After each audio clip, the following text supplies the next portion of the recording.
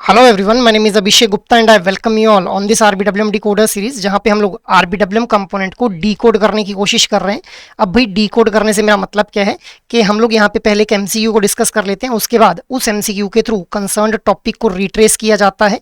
सो हम लोग यहाँ पे बेसिकली रिवर्स इंजीनियरिंग के थ्रू आरबीडब्ल्यूएम कंपोनेंट की जो मोस्ट इंपॉर्टेंट टॉपिक्स है उनको कवर अप करने की कोशिश कर रहे हैं।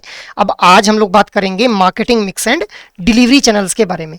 But before moving ahead I just want to let you know guys कि भाई previous year questions, most important topics और मोस्ट इंपॉर्टेंट एमसीक्यूज, ये तीनों ही फैक्टर्स बहुत ही प्रोमिनेंट रोल प्ले करते हैं किसी भी एग्जाम को क्वालिफाई करने में।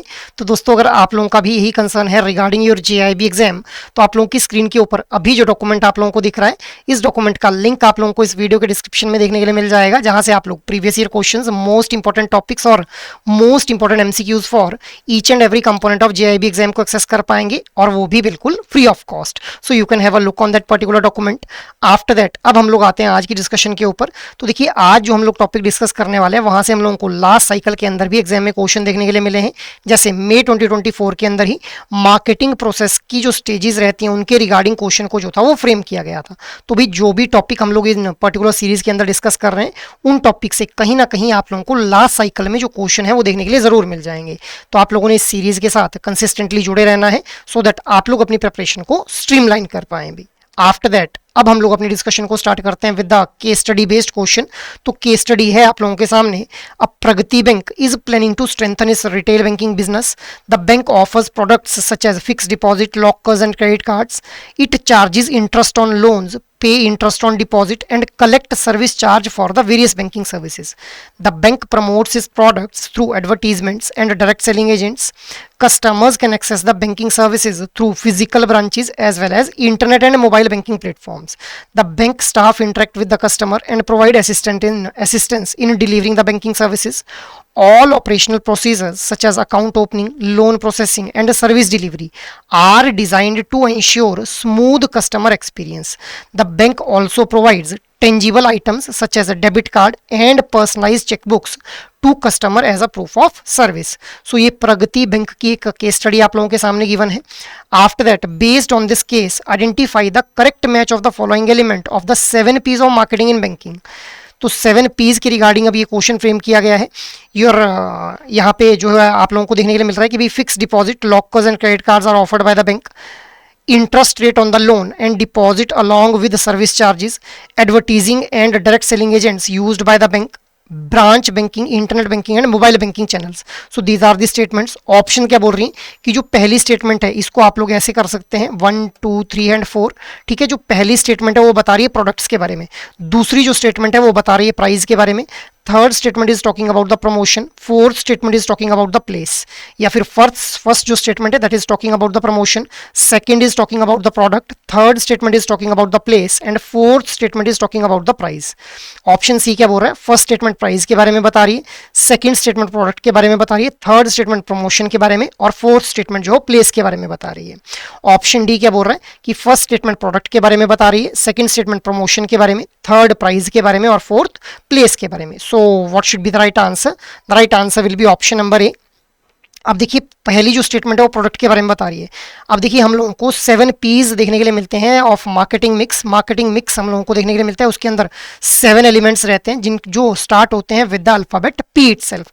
तो उनमें से प्रोडक्ट, प्राइस, प्रमोशन और प्लेस यहाँ पे डिस्कस किए गए इस क्वेश्चन के अंदर. तो पहली जो स्टेटमेंट है वो प्रोडक्ट के बारे में है. क्यों? क्योंकि देखिए, fix deposit, locker, credit card, debit card, ATM मतलब सेविंग्स अकाउंट, करंट अकाउंट, ये सभी क्या हो जाएंगे? प्रोडक्ट हो जाएंगे एक बैंक के लिए गाइस. सो पहली स्टेटमेंट प्रोडक्ट के बारे में बता रही है. दूसरी स्टेटमेंट जो प्राइस के बारे में बता रही है. प्राइस क्या हो जाएगा? जब भी देखिए लोन ऑफर किए जाएंगे तो लोन के ऊपर हम लोग जानते हैं कि एक रेट ऑफ इंटरेस्ट बैंक के द्वारा चार्ज किया जाता है. तो जो रेट ऑफ इंटरेस्ट चार्ज किया जाएगा वही क्या बन जाएगा? प्राइस बन जाएगा of that particular loan product. और deposit and deposit along with the service charges. और जो डिपॉजिट प्रोडक्ट्स रहते हैं, ऐसे एफडी, आरडी रहते हैं, तो वहाँ पे जो इंटरेस्ट रेट बैंक प्रोवाइड करता है कस्टमर को, वही क्या बन जाता है? प्राइस बन जाता है. ठीक है, along with the service charges. Service charges मतलब जो बैंक्स के द्वारा अलग अलग सर्विसेज प्रोवाइड की जाती है, उनके अगेंस्ट जो चार्जेस बैंक जो फी बेस्ड इनकम अर्न करते हैं, वो भी क्या है? हमारा प्राइस का पार्ट बन जाता है. So second statement is about the price. Third is about the promotion. अब देखिए, बैंक के द्वारा एडवर्टीजमेंट कैंपेन्स या फिर डायरेक्ट सेलिंग एजेंट्स का यूज करके जो है प्रमोशन की जाती है अपने प्रोडक्ट और सर्विसेज की. So third statement is about the promotion. Fourth statement is talking about the place. Place मतलब जहां से बैंक के प्रोडक्ट और सर्विसेज को एक्सेस किया जा सकता है, जैसे branch banking, internet banking and mobile banking channels. So these particular statements are talking about product, price, promotion and place. So option A will be the right one. अब हम लोग जो है मार्केटिंग मिक्स या फिर जो 7 एलिमेंट्स रहते हैं इस मार्केटिंग मिक्स के, उनको डिटेल में डिस्कस करेंगे. बट हम लोग अपनी डिस्कशन को पहले स्टार्ट करते हैं with the retail banking guys. अब देखिए हम लोग जानते हैं कि रिटेल बैंकिंग के अंदर हमारे पास जो वॉल्यूम ड्रिवन कस्टमर्स है वो हम लोगों को देखने के लिए मिलते हैं. हालांकि कॉर्पोरेट बैंकिंग के अंदर कम कस्टमर्स रहते हैं, उनके द्वारा ज़्यादा अमाउंट ऑफ फंड को जो डिपॉजिट किया जाता है, ज़्यादा अमाउंट का लोन लिया जाता है. बट रिटेल बैंकिंग के अंदर वॉल्यूम ड्रिवन कस्टमर्स हम लोगों को देखने के लिए मिलते हैं. अब रिटेल बैंकिंग के अंदर इसलिए जो प्रॉफिट्स है वो भी कहाँ से आते हैं, इस लार्ज क्लाइंट बेस से आते हैं which is volume driven customers. तो देखिए अगर हम लोगों को रिटेल बैंकिंग के अंदर सक्सेस अचीव करनी है तो इफेक्टिव मार्केटिंग करना बहुत ही ज़रूरी है. इफेक्टिव मार्केटिंग का मतलब क्या है कि राइट काइंड ऑफ प्रोडक्ट की मार्केटिंग करना with the help of right channel और राइट प्रोडक्ट कस्टमर को प्रोवाइड करना by using the right marketing channel guys. ठीक है. So effective marketing is of utmost importance here. After that अब हम लोग मार्केटिंग की एक बेसिक डेफिनेशन को डिस्कस कर लेते हैं. तो देखिए भाई मार्केटिंग है क्या है. मार्केटिंग एक प्रोसेस है जिसके थ्रू जो मार्केटर है वो क्रिएट, कम्युनिकेट और डिलीवर करता है value to the customer. Value को क्रिएट किया जाता है मार्केटिंग के थ्रू, कम्युनिकेट और डिलीवर किया जाता है फाइनली टू द कस्टमर भी. अब डेरिक वॉन्डरवेयर एक बहुत ही फेमस पर्सनैलिटी हुई जिनके द्वारा बैंक मार्केटिंग को लेकर के कुछ आउटलुक दिए गए. इन्होंने क्या बोला कि अगर आप लोग मोस्ट प्रॉफिटेबल मार्केट्स को आइडेंटिफाई कर पा रहे हैं, जैसे मान लो अगर एक बैंक ये आइडेंटिफाई कर पा रहा है कि भाई जो टियर 4 सेंटर सिटीज़ हैं वो सबसे ज़्यादा प्रॉफिटेबल मार्केट है मेरे लिए, वहाँ से सबसे ज़्यादा प्रॉफिट मुझे जो है वो फैच होने वाला है. So it will also be a bank marketing.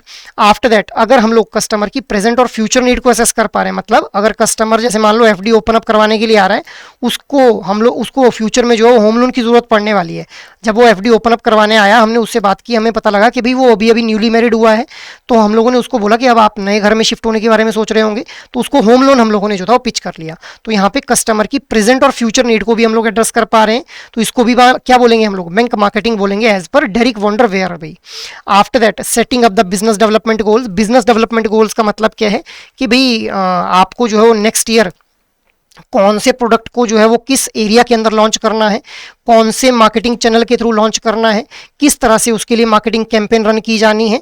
So this will be the business development goals कि भाई किस तरह से बिजनेस को डेवलप करना है, मैंने किस तरह से अपने बिजनेस को ग्रो करना है. So that will also be a part of bank marketing. After that next is adapting to the changing environment. Changing environment मतलब जैसे अगर हम लोग देखें तो आज की डेट में टेक्नोलॉजिकल एडवांसमेंट की वजह से डिजिटल मीन्स का यूज़ किया जा रहा है मोस्ट ऑफ द बैंक्स के द्वारा.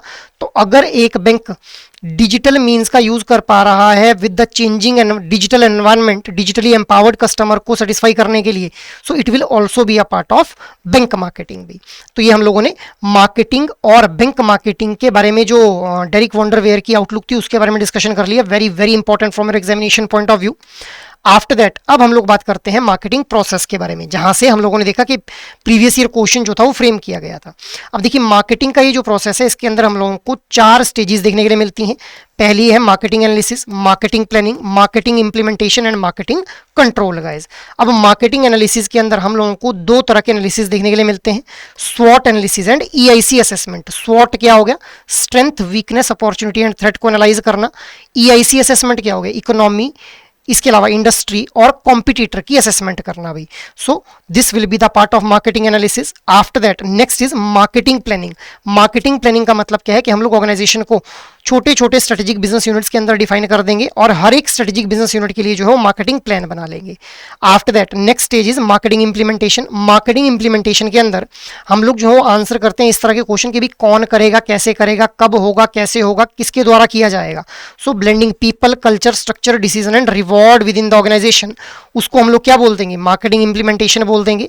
And the final step is marketing control कि भाई जो हम लोगों ने स्ट्रेटेजीज बनाई उनको इंप्लीमेंट किया, उसके थ्रू हम लोगों को जो रिजल्ट मिल रहे हैं तो जो एक्चुअल रिजल्ट और एक्सपेक्टेड रिजल्ट्स हैं वो सेम है, अगर नहीं है सो करेक्टिव एक्शन लिए जाएंगे भी.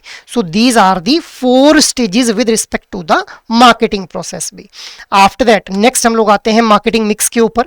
अब देखिए मार्केटिंग मिक्स क्या है. मार्केटिंग मिक्स के हम लोगों को 7 एलिमेंट्स देखने के लिए मिलते हैं.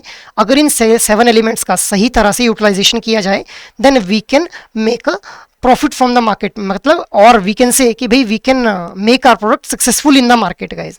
अब ये इसको मार्केटिंग मिक्स को हम लोग 7 P's भी बोल देते हैं, क्योंकि यहाँ पे जो एलिमेंट है वो 7 एलिमेंट्स देखने के लिए मिलते हैं जो कि अल्फाबेट P से स्टार्ट हो रहे हैं। कौन कौन से हैं? Product, promotion, price, place, people, process and physical evidence. अब बैंक के रिस्पेक्ट में क्या ये 7 एलिमेंट्स रिप्रेजेंट करते हैं? तो देखिए प्रोडक्ट क्या हो जाएगा? Fix deposit, locker facility, credit card. अभी हम लोगों ने इसके रिगार्डिंग क्वेश्चन को प्रैक्टिस किया, जहां से हम लोगों ने सबसे पहले अपने डिस्कशन को स्टार्ट किया भाई। सो बैंक के द्वारा क्या कुछ प्रोडक्ट ऑफर किए जाते हैं? Fix deposit, locker facility, credit card, saving account, current account, recurring deposit, ठीक है, इंश्योरेंस फैसिलिटी, ये सभी क्या हो जाएंगे? प्रोडक्ट हो जाएंगे एक बैंक के। प्राइस क्या हो जाएगा? अब जब भी डिपॉजिट प्रोडक्ट रहेंगे, जैसे मान लो फिक्स डिपॉजिट है, रेकरिंग डिपॉजिट है, इसके अलावा सेविंग्स अकाउंट है, तो इनके ऊपर रेट ऑफ इंटरेस्ट कस्टमर को प्रोवाइड किया जाता है। तो जो रेट ऑफ इंटरेस्ट दिया जाएगा कस्टमर को, that will be the price in these products. और लोन के केस में हम लोग जानते हैं कि रेट ऑफ इंटरेस्ट चार्ज किया जाता है from the customer, so that will become the price for the loan product. और अदर सर्विसेज के केस में, जैसे मान लो इंश्योरेंस हो गया, म्यूचुअल फंड हो गए, या फिर लॉकर फैसिलिटी होगी, तो वहां पे फी और जो चार्जेस लेवे किए जाएंगे कस्टमर के ऊपर, that will become the price for that particular service और product guys. So this is price. Next is promotion. अब देखिए किस तरह से बैंक के द्वारा अपने जो प्रोडक्ट्स हैं उनको प्रमोट किया जाता है, डायरेक्ट सेलिंग एजेंट्स के थ्रू या फिर एडवर्टीजमेंट कैंपेन्स के थ्रू गाइस। नेक्स्ट जो एलिमेंट है दैट इज प्लेस। अब प्लेस का मतलब क्या है कि कौन कहां से जो बैंकिंग के प्रोडक्ट और सर्विसेज है उनको एक्सेस किया जा सकता है। सो बैंक की ब्रांच के थ्रू, इंटरनेट बैंकिंग के थ्रू और मोबाइल बैंकिंग के थ्रू जो है वो प्रोडक्ट्स को एक्सेस किया जा सकता है। After that next is people. People जो एलिमेंट है इसका पार्ट बनेंगे वो सभी employees which are involve right from bank staff, marketers to the final customers of the product guys. तो वो सभी लोग क्या बन जाएंगे? पीपल एलिमेंट का पार्ट बन जाएंगे। नेक्स्ट इज प्रोसेस एलिमेंट भी। अब प्रोसेस के अंदर वो सभी एक्टिविटीज आएंगी which are right from the idea generation of the product till the delivery of the product to the customer भी। Next is physical evidence. अब देखिए फिजिकल एविडेंस क्या है? हम लोग जानते हैं कि बैंकिंग खुद में एक इंटेंजिबल फॉर्म ऑफ सर्विस है, तो यहाँ पे टेंजिबिलिटी को इंट्रोड्यूस करने के लिए हम लोग जो है वो क्या करते हैं? डेबिट कार्ड, पर्सनलाइज चेकबुक्स वगैरह ऑफर करते हैं। So these will become the part of physical evidence element which is a element of marketing mix या फिर 7 P's गाइस। तो ये हम लोगों ने 7 एलिमेंट्स को डिस्कस कर लिया, very very important from your examination point of view. After that now next question is with reference to the banking correspondent and business facilitators promoted by the RBI, consider the following statements. Your statements are: banking correspondents are undertaking banking transaction on the behalf of bank and act as a bank agent of the bank. Business facilitators are allowed to conduct banking transactions directly from the customers, directly for the customers. Banking correspondent and business facilitator models were introduced by RBI through guidelines issued in 2006. The banking correspondent model helps in achieving financial inclusion and facilitates doorstep banking services. So which of the above statements are correct here? Your options are 1 and 2 only, 1, 3 and 4 only, 2 and 3 only, 1, 2, 3 and 4 guys. What should be the right answer? The right answer here will be option number B, that is 1, 3 and 4 only भी।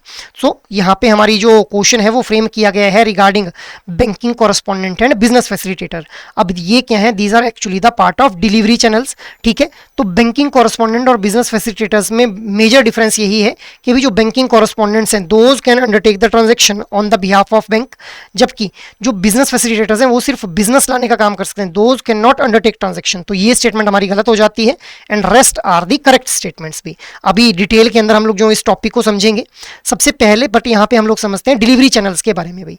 अब देखिए retail banking के case में delivery channel क्या हो जाएंगे? ये एक मैकेनिज्म है जिसके थ्रू जो कस्टमर है वो एक्सेस कर पाते हैं बैंकिंग की सर्विसेज को, इंटरेक्ट कर पाते हैं बैंक के साथ में और कुछ ट्रांजेक्शन्स को कंडक्ट कर पाते हैं with the bank. So delivery channel is basically a mechanism जिसके थ्रू जो कस्टमर है एक तो वो इंटरेक्शन कर पा रहा है बैंक के साथ में, सर्विसेज जो है वो अवेल कर पा रहा है बैंक की, इसके अलावा ट्रांजेक्शन्स कंडक्ट कर पा रहा है अभी। अब देखिए हम लोग चाहते हैं कि हमारे जो बैंक है उनके द्वारा प्रॉफिट और ग्रोथ को अचीव किया जाए, और अगर प्रॉफिट और ग्रोथ अचीव करनी है तो हम लोगों को कस्टमर्स को सेटिस्फाई करना पड़ेगा। कस्टमर अगर सेटिस्फाइड करने हैं तो कस्टमर को सेटिस्फाई करने के लिए जिस चैनल के थ्रू उनको प्रोडक्ट और सर्विस प्रोवाइड किया जा रहा है, अगर राइट काइंड ऑफ चैनल के through right kind of product और सर्विस प्रोवाइड करेंगे तो ultimately customer will be satisfied, और अगर कस्टमर सेटिस्फाइड है तो हम लोग प्रॉफिट और ग्रोथ को अचीव कर पाएंगे भी। आफ्टर दैट नेक्स्ट हम लोग बात कर लेते हैं channel experience optimising the channel mix. तो चैनल की जो अलग अलग तरह के जो चैनल्स हैं उनको ऑप्टिमाइज करने की जरूरत है। अब आज की डेट में हम लोग देख पा रहे हैं कि भाई मल्टी चैनल डिस्ट्रीब्यूशन को मोस्ट ऑफ द बैंक्स के द्वारा ऑप्ट किया जा रहा है for the total customer experience, मतलब जिस कस्टमर को जिस तरह के चैनल के थ्रू प्रोडक्ट और सर्विस चाहिए, ऑनलाइन चैनल के थ्रू चाहिए तो उसको ऑनलाइन चैनल के थ्रू प्रोवाइड किया जा रहा है, ऑफलाइन चैनल के थ्रू चाहिए तो ऑफलाइन चैनल के थ्रू प्रोवाइड किया जा रहा है, अगर हाइब्रिड चैनल के थ्रू चाहिए तो हाइब्रिड चैनल के थ्रू प्रोडक्ट और सर्विस प्रोवाइड किया जा रहा है। सो टोटल कस्टमर एक्सपीरियंस मतलब कस्टमर को सेटिस्फाइड फील करवाने के लिए मल्टी चैनल डिस्ट्रीब्यूशन की जा रही है। अब आज की डेट में हम लोगों को क्या देखना है कि भी बेस्ट फिट अप्रोच जो है वो बहुत ही ज़्यादा कामयाब दिखने के लिए मिल रही है हम लोगों को। बेस्ट फिट अप्रोच क्या है कि जो टेक सेवी कस्टमर्स हैं वो हम लोगों को पता है कि उनके द्वारा जो रिमोट चैनल्स को ऑप्ट किया जाएगा तो उनको रिमोट चैनल मतलब ऑनलाइन चैनल्स के थ्रू ही प्रोडक्ट और सर्विसेज प्रोवाइड किए जाएं, जबकि जो कंजर्वेटिव चैनल्स हैं दोज में प्रेफर द ऑफलाइन चैनल्स भी, तो उनको ऑफलाइन चैनल्स के थ्रू ही प्रोडक्ट और सर्विसेज जो है वो प्रोवाइड किए जाने चाहिए। कंजर्वेटिव कस्टमर्स कौन हो जाएंगे यहाँ पे, who are not that much tech friendly customers भी, ठीक है। तो ये हम लोगों ने डिलीवरी चैनल्स के बारे में एक बेसिक एक इंफॉर्मेशन को गैदर किया। आफ्टर दैट अब डिलीवरी चैनल्स के अंदर हम लोगों को दो तरह के चैनल्स जो देखने के लिए मिलते हैं बेसिकली, फिजिकल चैनल जिनको हम लोग डायरेक्ट चैनल्स भी बोल देते हैं और इलेक्ट्रॉनिक चैनल्स भी। अब फिजिकल चैनल जिनको हम लोग डायरेक्ट चैनल्स भी बोल देते हैं, यहाँ पे सबसे पहले आती है बात ब्रांचेज की हुई। अब देखिए ब्रांचेज जो हैं वो एक उन्होंने अभी भी जो है वो टॉप मोस्ट पोजीशन को गेन कर रखा है with respect to the delivery channels. So research has shown that preference for the brick and mortar format, brick and mortar format किसको बोला जा रहा है, ब्रांचेज को बोला जा रहा है कि भाई अभी भी इन्होंने सुप्रीम पोजीशन को ऑक्युपाई किया हुआ है with respect to the direct physical direct delivery channels भी।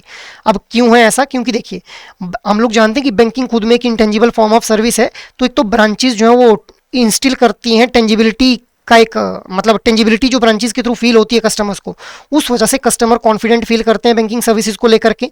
ब्रांचेस के थ्रू एक हेल्दी कस्टमर बिल्ड किया जा सकता है कस्टमर के साथ में, क्योंकि ब्रांचेस के जो इंप्लॉइज हैं वो रेगुलर वे के अंदर जो कम्युनिकेट करते हैं, बेटर अंडरस्टैंडिंग वो रखते हैं कस्टमर की नीड की। इसके अलावा बॉन्ड एक स्ट्रॉन्ग बॉन्ड जो है वो स्टाफ के साथ में क्रिएट हो पाता है कस्टमर का, जिस वजह से लॉयल्टी फैक्टर हम लोगों को इंक्रीज होता हुआ देखने के लिए मिलता है। और अगर एक अच्छा ब्रांच का लेआउट है और एक अच्छी एम्बियंस है, मतलब भीड़ भड़ाका नहीं है, वहाँ पे एक प्रॉपर रेस्टिंग स्पेस है, तो एक फील गुड फैक्टर भी जनरेट होता है कस्टमर के अंदर with respect to the particular bank guys. So branch अभी भी आज की डेट में हम लोगों को देखने के लिए मिल रहा है कि अगर फिजिकल चैनल्स की बात की जाए तो टॉप मोस्ट पोजीशन जो है इसने गेन कर रखी है गाइज। आफ्टर दैट नेक्स्ट हम लोग बात कर लेते हैं ब्रांच लेआउट के बारे में। अब देखिए ब्रांच लेआउट का मतलब क्या है कि जैसे ये ब्रांच है, अब यहाँ पे जैसे आप लोग जाते हैं तो सिक्योरिटी गार्ड के पास जाते हैं, आप सिक्योरिटी गार्ड को बोलते हैं कि मुझे अपनी एफडी अकाउंट जो ओपन अप करवाना है, ये बोलते हैं काउंटर नंबर 3 पे चले जाओ, यहाँ पे जो है वो सुनीता जी आप लोगों को मिल जाएंगी, सुनीता जी के पास आप चले जाइए, वो आपको एफडी के बारे में बता देंगे। आपने इनसे बात की, आपने इनसे एफडी के बारे में बातचीत कर लिया, आपने बोला मुझे लोन के बारे में इन्फॉर्मेशन चाहिए, इन्होंने बोला काउंटर नंबर 1 पे चले जाओ, यहाँ पे सुमित नाम के इंडिविजुअल हैं जो आप लोगों को हेल्प कर देंगे with respect to the loan. आपने सुमित जी से बात कर ली, सुमित जी से बात करने के बाद आप लोगों ने बोला कि मुझे जो है लोन में रिलैक्सेशन चाहिए कुछ, इन्होंने बोला आप ऐसा कीजिए ब्रांच मैनेजर के पास जाइए, ये आपकी हेल्प कर पाएंगे। सो मतलब एक सिस्टमाइज्ड वे के, एक सिस्टमेटिक वे के अंदर, यहाँ पे ऑर्गेनाइज्ड वे के अंदर जो हम लोगों को एक्टिविटीज कैरी ऑन होती हुई देखने के लिए मिल रही हैं। So this will be considered as a good branch layout, जिस वजह से एक तो एफिशिएंसी प्रमोट हो रही है ब्रांच के अंदर, कोऑर्डिनेशन बढ़ रहा है एम्प्लॉइज के अंदर, एम्प्लॉइज मोटिवेटेड है क्योंकि उनको पता है कि मेरा की रिस्पॉन्सिबिलिटी एरिया क्या है, गुडविल फैक्टर जो है वो कस्टमर्स के अंदर जनरेट हो रहा है कि यार मुझे जो परेशान नहीं होना पड़ रहा है इस ब्रांच के अंदर जाते ही। दूसरा, बैंक के जो ऑपरेशनल कॉस्ट है वो भी हम लोगों को रिड्यूस होती हुई देखने के लिए मिलती है guys. So these are the advantages of having a good branch layout. अब आज की डेट में हम लोग देख पा रहे हैं कि जो ब्रांचेज है उनकी कंप्लीट ऑटोमेशन होती जा रही है और कोर बैंकिंग सॉल्यूशन ने कंप्लीटली जो सर्विस डिलीवरी का कंसेप्ट है उसको चेंज कर दिया है। पहले क्या होता था कि जिस बैंक में आपने अकाउंट ओपन अप किया उसी बैंक में जाकर के, उसी ब्रांच में जाकर के आप अपने अकाउंट को जो है वो एक्सेस कर पाएंगे। आज की डेट में आप दिल्ली में आपका अकाउंट है, मुंबई से आप अपने अकाउंट को जो एक्सेस कर पा रहे हैं। सो बहुत ही हम लोगों को जो है वो रेवोल्यूशनरी चेंजेस देखने के लिए मिले हैं with the help of advance technologies like core banking solution and automation in the concept of service delivery guys. After that next हम लोग बात कर लेते हैं फिजिकल चैनल्स के अंदर ही स्पेशलाइज्ड ब्रांचेस के बारे में। अब देखिए स्पेशलाइज्ड ब्रांचेस का मतलब क्या है, जहां पे हम लोगों को ये देखने के लिए मिलता है कि जो ब्रांचेस हैं वो प्लेन वेनिला अप्रोच से मूव कर गई हैं towards a more specialised approach. मतलब वहां पे पर्टिकुलरली किन्हीं एक पर्टिकुलर अकाउंट्स को ही कैटर किया जाएगा। जैसे कॉर्पोरेट ब्रांच के अंदर सिर्फ कॉर्पोरेट अकाउंट्स को कैटर किया जाएगा, एसएमई ब्रांच के अंदर स्मॉल मीडियम एंटरप्राइजेस की ही अकाउंट्स को कैटर किया जाएगा, एग्री फाइनेंस ब्रांच जो है वो सिर्फ एग्रीकल्चर के रिगार्डिंग जो लोन्स वगैरह प्रोवाइड करने हैं उन्हीं के बारे में देखेगी। पर्सनल बैंकिंग या फिर जो रिटेल ब्रांच है वो पर्सनल प्रोडक्ट्स के बारे में, पर्सनल लोन्स के रिगार्डिंग ही देखेगी। लोन जो रिटेल लोन प्रोसेसिंग सेंटर्स हैं वो सिर्फ रिटेल लोन्स को प्रोसेस करने का काम करेंगे। तो जितनी ज़्यादा हम लोगों को स्पेशलाइज्ड ब्रांचेस देखने के लिए मिलेंगी उतनी ही ज़्यादा हम लोगों को क्या देखने के लिए मिलेगा कि जो डिलीवरी की इफेक्टिवनेस है वो हम लोगों को इंक्रीज होती हुई देखने के लिए मिलेगी, which was one of the objective of setting these specialised branches. जिस वजह से हम लोग एक फिक्स्ड टर्न अराउंड टाइम जो हर प्रोडक्ट के लिए डिसाइड कर पाएंगे कि भाई अगर कॉर्पोरेट लोन जो है वो अप्रूव होना है तो कॉर्पोरेट लोन को अप्रूव होने में अगर 30 दिन लग रहे हैं तो सभी कॉर्पोरेट लोन्स को अप्रूव होने में 30 दिन लगेंगे, ना 30 दिन से कम ना 30 दिन से ज़्यादा भी। तो एक फिक्स्ड टर्न अराउंड टाइम जो है हम लोग एस्टेब्लिश या फिर प्रिस्क्राइब कर पाएंगे कस्टमर्स को for each kind of product guys. So this is the advantage of specialised branches. अब ऑब्वियस ही बात है ना कि एक ब्रांच जहाँ पे हम लोगों को देखने को मिल रहा है लोन भी वहाँ पे प्रोसेस हो रहे हैं, वहाँ पे एफडी प्रोडक्ट भी प्रोवाइड किए जा रहे हैं, स्मॉल कस्टमर्स के अकाउंट भी वही हैं, इंडस्ट्रियलिस्ट के अकाउंट भी वही हैं, तो ऑब्वियसली वहाँ पे एफिशिएंसी कम रहेगी। बट ऐसी ब्रांच जहाँ पे सिर्फ कॉर्पोरेट अकाउंट्स को कैटर किया जा रहा है तो that will be having more efficiency in comparison to the branch जहाँ पे हर तरह के अकाउंट्स को जो है डील किया जा रहा था। So these are specialised branches. After that next हम लोग बात कर लेते हैं बैंकिंग कॉरेस्पॉन्डेंट और बिजनेस फैसिलिटेटर्स के बारे में। अब देखिए these are the two banking intermediaries जिनको आरबीआई के द्वारा प्रमोट किया गया थ्रू इट्स गाइडलाइंस इन 2006 के अंदर इनको प्रमोट किया गया और ये एक इंटरमीडियरी की तरह एक्ट करते हैं। आरबीआई ने इनको प्रमोट किया। अब ये जो बैंकिंग कॉरेस्पॉन्डेंट है इनके द्वारा ट्रांजेक्शन्स की जाती हैं on the behalf of bank और ये बैंक के एजेंट की तरह एक्ट करते हैं, जबकि जो बिजनेस फैसिलिटेटर्स हैं वो सिर्फ क्लाइंट को रेफर कर सकते हैं, they can not personally do the transaction on the behalf of bank. ये बहुत ही एक मेजर डिफरेंस है, ध्यान रखना है आप लोगों ने। इसी के बेस्ड क्वेश्चन भी हम लोगों ने डिस्कस किया था। अब ये जो बैंकिंग कॉरेस्पॉन्डेंट या फिर बिजनेस फैसिलिटेटर्स हैं which are the part of direct delivery channels, ठीक है, या फिर फिजिकल डिलीवरी चैनल्स, इनकी एडवांटेजेस क्या रहती हैं? So there is no need to create a new infrastructure. आप लोगों को नया ब्रांच सेटअप करने की जरूरत नहीं है। इन बैंकिंग कॉरेस्पॉन्डेंट और बिजनेस फैसिलिटेटर्स की हेल्प से आप लोग जो है कस्टमर रीच को एक्सपेंड कर सकते हैं। It helps to achieve financial inclusion. Doorstep banking को अचीव करने में हेल्प करते हैं बैंकिंग कॉरेस्पॉन्डेंट और बिजनेस फैसिलिटेटर्स। और quality of assets can be deliver to the customers, मतलब क्वालिटी लोन्स डिलीवर किए जाते हैं क्योंकि जो कस्टमर्स हैं those are also known to the local NGOs. और ये जो बैंकिंग कॉरेस्पॉन्डेंट या फिर बिजनेस फैसिलिटेटर्स रहते हैं these are also the local individuals guys. After that जो बैंकिंग कॉरेस्पॉन्डेंट्स हैं उनको एक मैंडेटरी सर्टिफिकेशन लेनी पड़ेगी सो दैट जो क्वालिटी ऑफ सर्विस डिलीवरी है उसको इंश्योर किया जा सके भी। I hope this thing is clear कि भाई बैंकिंग कॉरेस्पॉन्डेंट और बिजनेस फैसिलिटेटर्स में क्या बेसिक डिफरेंस हम लोगों को देखने के लिए मिलता है गाइस। आफ्टर दैट नेक्स्ट हम लोग बात कर लेते हैं इलेक्ट्रॉनिक चैनल्स के बारे में। जो डिलीवरी चैनल्स हैं उनको हम लोगों ने देखा था ना कि डिलीवरी चैनल्स को हम लोगों ने फिजिकल चैनल या फिर जो हमारे डायरेक्ट चैनल्स हैं उसके बारे में एक कैटेगराइजेशन देखी। Second categorisation is electronic channels, जहाँ पे सबसे पहले हम लोग बात करेंगे एटीएम्स के बारे में। एटीएम्स क्या है? ऑटोमेटेड टेलर मशीन भाई। अब देखिए एटीएम क्या है? Basically these are the self service banking terminal जिनके थ्रू कस्टमर्स को अलाउ किया जाता है कि वो अलग अलग तरह की जो बैंकिंग ट्रांजैक्शंस हैं वो परफॉर्म कर पाएं without the need for human assistance. अब जब एटीएम नहीं आए थे तो उस टाइम के ऊपर जो कस्टमर्स थे उनको अगर फंड विड्रॉ करना था या फंड डिपॉजिट करना था तो बैंक के एम्प्लॉय के साथ इंटरेक्ट करना पड़ता था। बट एटीएम के आने की वजह से हम लोग देख पा रहे हैं कि जो कस्टमर है वो सेल्फ ऑपरेटेड वे के अंदर अलग अलग तरह की जो सर्विसेज हैं वो अवेल कर पा रहे हैं without the need of human assistance भी। अब अगर सबसे पहले एटीएम की बात की जाए तो एचएसबीसी बैंक के द्वारा 1987 के अंदर मुंबई में सेटअप किया गया। क्या ऑब्जेक्टिव थी इन एटीएम्स को सेटअप करने के भी? सो बैंक्स के रिस्पेक्ट में क्या ऑब्जेक्टिव था कि भी सर्विस कॉस्ट किसी ना किसी तरह कम करनी है। सर्विस कॉस्ट कैसे कम करनी है? क्योंकि पहले अलग अलग जो सर्विसेज आज की डेट में एटीएम प्रोवाइड कर रहे हैं उन सर्विसेज को प्रोवाइड करने के लिए एम्प्लॉय डेडिकेटेड एम्प्लॉयज़ को जो था वो बैंक को हायर करना पड़ता था। सो सर्विस कॉस्ट को रिड्यूस करना था। दूसरा, कस्टमर के एंड पे कन्वीनियंस प्रोवाइड करनी थी कस्टमर को ऑफ लोकेशन एंड टाइम, कि भाई सिर्फ 9 से 5 बजे के बीच में ही कस्टमर जो हो ट्रांजेक्शन ना कर पाए अपने फंड्स को लेकर के, उसके बाद और उससे पहले भी ट्रांजेक्शन 24/7 मैनर के अंदर कर पाए भी। So this was the objective of setting up this ATMs. अब दो तरह के एटीएम्स देखने के लिए मिलते हैं हम लोगों को भी, on site ATMs and off site ATMs. On site ATMs वो एटीएम्स हो जाते हैं which are set up within the bank, और ऑफ साइट एटीएम्स कौन से एटीएम्स हो जाएंगे? Which are set up outside the vicinity of the bank guys. ठीक है, जैसे हम लोगों को देखने के लिए मिलता है ना कि कई जगह पे सिर्फ एटीएम ही होते हैं, ब्रांच नहीं होती है, तो उनको बोल देते हैं हम लोग ऑफ साइट एटीएम्स भाई। आफ्टर दैट अब हम लोग बात कर लेते हैं व्हाइट लेबल एटीएम्स के बारे में भाई। तो देखिए व्हाइट लेबल एटीएम्स आप लोगों ने इस तरह के एटीएम्स देखे होंगे जिनके ऊपर कोई भी हम लोगों को लेबल देखने के लिए नहीं मिलता है किसी भी बैंक का गाइस।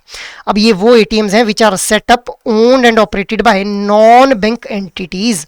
तो नॉन बैंक एंटिटीज के द्वारा इनको सेटअप ओन और ऑपरेट किया जाता है, और ये जो नॉन बैंक एंटिटीज रिस्पॉन्सिबल है इनको सेटअप ओन और ऑपरेट करने के लिए, इनको क्या बोलते हैं हम लोग, व्हाइट लेबल एटीएम ऑपरेटर इनको बोल दिया जाता है गाइस, ठीक है। अब ये जो व्हाइट लेबल एटीएम्स हैं these are having the regulatory backing, इनके ये these operate under the regulation of payment and settlement system act 2007 which was introduced by RBI भी। तो payment and settlement system act 2007 का रेगुलेटरी बैकिंग हम लोगों को देखने के लिए मिलता है in case of white label ATMs.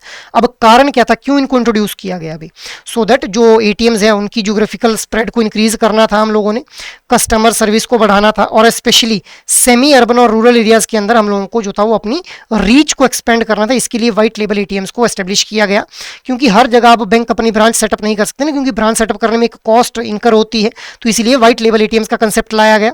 और एक कस्टमर व्हाइट लेबल एटीएम का यूज करके क्या कुछ कर सकता है जो नॉर्मल एटीएम का यूज करके कर सकता है, जैसे अकाउंट की इंफॉर्मेशन लेना, कैश डिपॉजिट करना, रेगुलर बिल की पेमेंट करना, मिनी या फिर शॉर्ट स्टेटमेंट जनरेट करना, पिन चेंज करना, या फिर चेकबुक के लिए रिक्वेस्ट करना। So these all actions can be performed using the white label ATMs. अब व्हाइट लेबल एटीएम्स का बेस्ट एग्जांपल अगर आप लोग लेना चाहें तो that can be Indicash भी। इंडी कैश आप लोग जो बेस्ट एग्जांपल आप लोगों को देखने के लिए मिलेगा, it is a white label ATM operator. Tata इसका जो है ओनर हम लोगों को देखने के लिए मिलता है। तो हम लोगों को देखने के लिए मिलता है व्हाइट लेबल एटीएम्स के ऊपर किसी भी तरह का हम लोगों को जो है वो लेबल देखने के लिए नहीं मिलता है, बैंक का कोई भी हम लोगों को जो है वो लोगो यहाँ पे देखने के लिए नहीं मिलेगा व्हाइट लेबल एटीएम्स के ऊपर, ध्यान रखना है आप लोगों ने भी। आफ्टर दैट नेक्स्ट हम लोग बात कर लेते हैं पॉइंट ऑफ सेल्स टर्मिनल के बारे में, which is also a part of electronic delivery channel भी। अब देखिए पॉइंट ऑफ सेल्स टर्मिनल क्या है, जब भी आप लोग किसी भी मर्चेंट एस्टेब्लिशमेंट के ऊपर जाते हैं तो वहाँ पे जो गुड्स और सर्विसेज आप लोग परचेज करते हैं, उन गुड्स और सर्विसेज के अगेंस्ट जो आप लोगों ने पेमेंट करनी है that can be done from your cards by accessing these point of sales terminal भी। अब दो तरह के पॉइंट ऑफ सेल्स टर्मिनल देखने के लिए मिलते हैं, electronic cash register and dial up terminals. अब ये जो इलेक्ट्रॉनिक कैश रजिस्टर्स हैं इनके अंदर नेट सेटलमेंट हम लोगों को देखने के लिए मिलती है फंड्स की, और वो भी रियल टाइम के अंदर भी। इनको हम लोग ऑनलाइन टर्मिनल्स भी बोल देते हैं। और ये जो डायल अप टर्मिनल्स हैं इनको हम लोग ऑफलाइन टर्मिनल्स भी बोल देते हैं, जहां पे स्टोर एंड फॉरवर्ड मतलब रियल टाइम के अंदर जो पेमेंट है उसकी सेटलमेंट होती हुई नहीं देखने के लिए मिलती है हम लोगों को भी। अब जब भी ट्रांजेक्शन की जाएगी पॉइंट ऑफ सेल्स टर्मिनल के थ्रू, तो जो चार्जेस रहेंगे those will be split between card issuing bank, bank that owns the POS terminal, merchant and card company that is Mastercard, Visa और रुपे।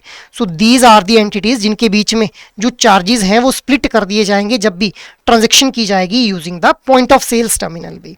आफ्टर दैट अब 2008 के अंदर हम लोग देख पाते हैं कि भाई आरबीआई के द्वारा अलाउ कर दिया जाता है कि भाई कैश विड्रॉ किया जा सकता है इन पॉइंट ऑफ सेल्स टर्मिनल के थ्रू, ठीक है, with a ceiling of 1000 rupees. But बाद में हम लोग देख पाते हैं कि ये जो कैश विड्रॉल की लिमिट थी इसको इंक्रीज कर दिया गया from 1000 to 2000 per day in tier 3 to tier 4 centres भी। टीयर 3 से टीयर 4 सेंटर्स के अंदर 2000 रुपये लिमिट कर दी गई, 2000 रुपये विड्रॉ किए जा सकते थे इन पॉइंट ऑफ सेल्स टर्मिनल के थ्रू। और जो टीयर 1 सिटीज़ थी वहाँ पे अभी भी ये लिमिट कितनी है, 1000 रुपीज़ ही रखी गई है। टीयर 3 टू टीयर 4 सेंटर्स के अंदर हम लोग ये देख पाते हैं कि this limit has been increase from 1000 to 2000 rupees. तो ये हम लोगों ने बात कर ली मार्केटिंग मिक्स और डिलीवरी चैनल्स के बारे में भी। अपार्ट फ्रॉम दिस अगर आप लोग किसी भी तरह की गाइडेंस चाहते हैं रिगार्डिंग योर JIB एग्जाम, तो आप लोग जो है वो एडुटैप की वेबसाइट के ऊपर विजिट कर सकते हैं। कैसे करना है, एडुटैप की वेबसाइट के ऊपर आप लोगों ने विजिट edutap.in के ऊपर आप लोगों को चले जाना है। वहाँ जाते ही आप लोगों को कोर्सेज नाम का एक टैब देखने के लिए मिलेगा, जहाँ जाते ही JIB कोर्सेज के ऊपर आप लोग क्लिक कर लेंगे। अब जैसे ही आप लोग JIB कोर्सेज के ऊपर क्लिक करेंगे तो यहाँ पे आप लोगों को अलग अलग तरह के कोर्सेज देखने के लिए मिल जाएंगे, जहाँ पे JIB कंप्लीट कोर्स आप लोग कंप्लीट मास्टर कोर्स आप लोगों को देखने के लिए मिलेगा, जिसके अंदर JIB एग्जाम के चारों कंपोनेंट्स की कॉम्प्रीहेंसिव प्रिपरेशन आप लोगों को करवाई जाएगी, ठीक है, with the help of concept classes जो कि लगभग 15 से 20 मिनट की रहेंगी। इसके अलावा आप लोगों को एग्जाम से ठीक पहले लाइव क्लासेस भी प्रोवाइड की जाएंगी। आप लोग अभी जो स्क्रीन के ऊपर लाइव क्रैश कोर्स देख पा रहे हैं उसका एक्सेस भी अभी के लिए आप लोगों को प्रोवाइड किया जा रहा है in this master course. Along with this आप लोगों को रिवीजन पर्पज के लिए कंसेप्ट नोट्स प्रोवाइड किए जाएंगे। आप लोग कंटेंट को सही से प्रैक्टिस कर पाएं इसके लिए आप लोगों को solve PYQs, chapter wise mock test और फुल लेंथ मॉक टेस्ट भी प्रोवाइड किए जाएंगे भी। So it can be a one stop solution. अगर आप लोग JIB एग्जाम की एक कॉम्प्रिहेंसिव प्रिपरेशन करना चाहते हैं अभी। अपार्ट फ्रॉम दिस, अगर आप लोगों को लग रहा है इंडिविजुअल कंपोनेंट के मास्टर कोर्स में खुद को एनरोल करना है, जस्ट स्क्रॉल इट डाउन, यहीं पे IND-IFS, PPB, AFM और RBWM चारों कंपोनेंट्स की इंडिविजुअल मास्टर कोर्सेज भी आप लोगों को देखने के लिए मिल जाएंगे। So you can enrol yourself in the individual master courses as well. But इसके अलावा अगर आप लोगों को लग रहा है कि आप लोगों ने सिर्फ मोस्ट इंपॉर्टेंट टॉपिक्स को टारगेट करते हुए प्रिपरेशन करनी है, तो लाइव क्रैश कोर्स बैच 4 में सिंपली खुद को एनरोल कर लें, जहां पे 120 आवर्स की शॉर्ट ड्यूरेशन के अंदर चारों कंपोनेंट के जो मोस्ट इंपॉर्टेंट टॉपिक्स हैं वो कवर करवाए जाएंगे with the help of live classes. Exam को आप सही तरह से समझ पाएं उसके लिए आप लोगों को प्रैक्टिस करने के लिए यहाँ पे solve PYQs, chapter wise mock test और फुल लेंथ मॉक टेस्ट भी प्रोवाइड किए जाएंगे, और एग्जाम से ठीक पहले आप लोग रिवीजन कर पाएं उसके लिए कंसेप्ट नोट्स भी आप लोगों को प्रोवाइड किए जाएंगे भी। So it can be a one stop solution अगर आप लोग मोस्ट इंपॉर्टेंट टॉपिक्स को टारगेट करते हुए अपनी प्रिपरेशन को परस्यू करना चाहते हैं भी। और अगर आप लोगों को लग रहा है आप लोगों की प्रिपरेशन तो कंप्लीट है, अब आप लोगों को सिर्फ अपनी इवैल्यूएशन करनी है, तो आप लोग टेस्ट सीरीज में खुद को एनरोल कर लें, जहां पे आप लोगों को solved PYQs right from May 2023 to November 2025 previous year, मतलब इसके अलावा फुल लेंथ मॉक टेस्ट और चैप्टर वाइज मॉक टेस्ट भी प्रोवाइड किए जा रहे हैं भी। So you can enrol yourself in any of these particular courses depending upon your need for JIB preparation. So that is all from my side for this particular session. I hope ये session आप लोगों को अच्छे लग रहे हैं। अगर actual में ये सेशन पसंद आ रहे हैं तो इन सेशंस को आप लोग लाइक, शेयर और सब्सक्राइब कर लें, और अगर आप लोगों की कोई भी क्वेरी हो तो आप लोग मेल कर सकते हैं hello@edutab.co.in के ऊपर। जय हिंद।